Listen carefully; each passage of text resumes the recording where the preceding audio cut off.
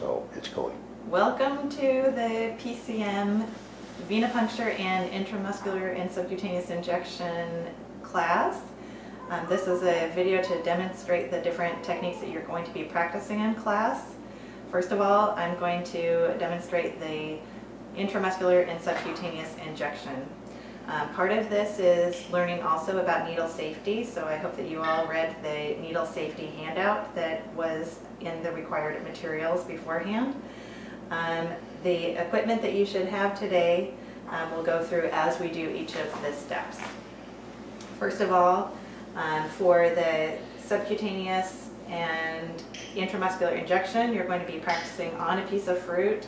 Either a banana or an orange will work fine.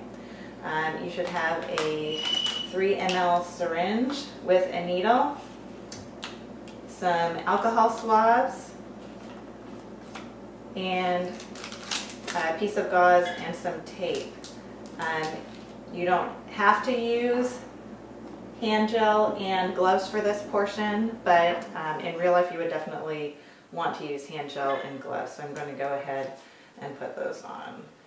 As I'm talking, I can tell you that most often as a physician you won't be administering subcutaneous or intramuscular injections with much frequency. This is usually a job that's done by nursing, but I think it's a helpful skill to be able to have. And certainly if you would like to volunteer as a administrator of vaccines, that is an option that Dornbecker looks for students to help administer flu vaccine as volunteers in the fall and winter of each year. So if you're interested in doing that in the future, I hope that you feel like you are now qualified. Okay, so I put on my gloves. I'm going to be cleaning off the area with some alcohol. So as we do that, there's going to be two sides to the alcohol. So the side that I use is now considered the dirty side. I'm going to work in a circular motion and just wipe that off. And the next thing I'm going to do is to draw up whatever medication I'm going to be giving. In this case, I have a vial of saline. We also have some glass vials for you to practice with. I'm going to show you how to open up the plastic vial and then the glass vial. So you just snap off the top lid, and then you would wipe off the top with the alcohol to make sure that it's sterile. If I were to open up the glass vial, I would wipe the outside with alcohol and then snap it open. And it's best if you snap away from you, so you can see that it just pops off. Both of these are considered sharps now because they have a sharp edge.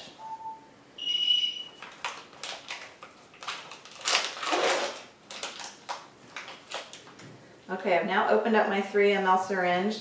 I'm going to pull the top off. You can see this plastic portion here is the safety feature, so I don't want to mess with this until after I'm done using the needle. It's not disengageable once it's engaged. I'm going to put the amount of volume that I want to draw out of air, so I've now put half an ml of air into the syringe, and then I'm going to inject that half an ml into the bottle before withdrawing half an ml of saline. Okay, I now have half an ml of saline. I've already prepped the area. The alcohol has dried on my banana, and I'm going to give my intramuscular injection. So when I do that, I'm going to be going in at roughly a 90-degree angle until the needle is pretty much all the way in. So I'm going to go ahead and do that, and then once the needle's in, I'm going to administer the medication. So 1, 2, 3, needle's in, I'm injecting, needle comes out. Very quick. And then I would engage the safety portion. Now before I do that, I'm going to use this one more time just to demonstrate the difference between an intramuscular and a subcutaneous injection. So again, I'm going to draw out half an ml to demonstrate subcutaneous injection. So the difference being in a subcutaneous injection, I'm going to come in at a much shallower 45-degree angle and then inject. So again, all the way in, 1, 2, 3, injecting, and then out. So now that I've used my needle to the extent that I'm going to use it, I'm going to engage the safety mechanism. I'm just going to, in order to do that, I'm just going to push on the ground or the table and slide the safety portion forward. Now it's locked in place and I can't accidentally poke myself. All right, so that is the intramuscular and subcutaneous injections. Different medications will need to be given either intramuscular or subcutaneous depending on how rapidly you want it to be absorbed. Intramuscular will have a more rapid absorption than subcutaneous. The next thing I'm going to demonstrate is the venipuncture. So you all will have both the fruit or you'll have the mannequin arms to choose from when doing this venipuncture. What I'm going to do is tie the tourniquet around this piece of fruit. So when I do that, I cross them over the top, pull one end really tight, and then tuck it underneath the other end. So what I've done now is it's tied in such a way that when I want to undo the tourniquet very quickly, I can just pull on this end and it's immediately done. So let me do that one more time. Crossing, and the one that's closer to me, I pull tight, wrap it over the top and tuck it underneath.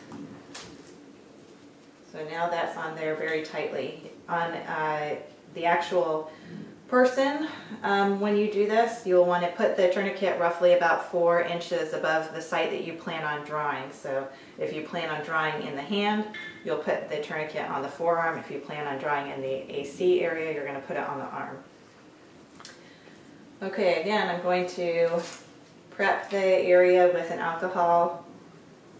So circular motion. And I'm going to leave my alcohol swab here in case I want to use my finger to clean off and palpate the vein, or what would be the vein here. Now I'm going to show you this blood drawing needle. These needles are Venipuncture needles, and so they have 2 portions to them. There's the needle that goes inside of this blue plastic container.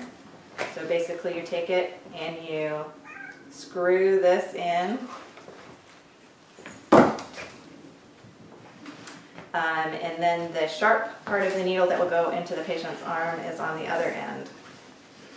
So we need something that will collect the blood, and so I have a red top tube here.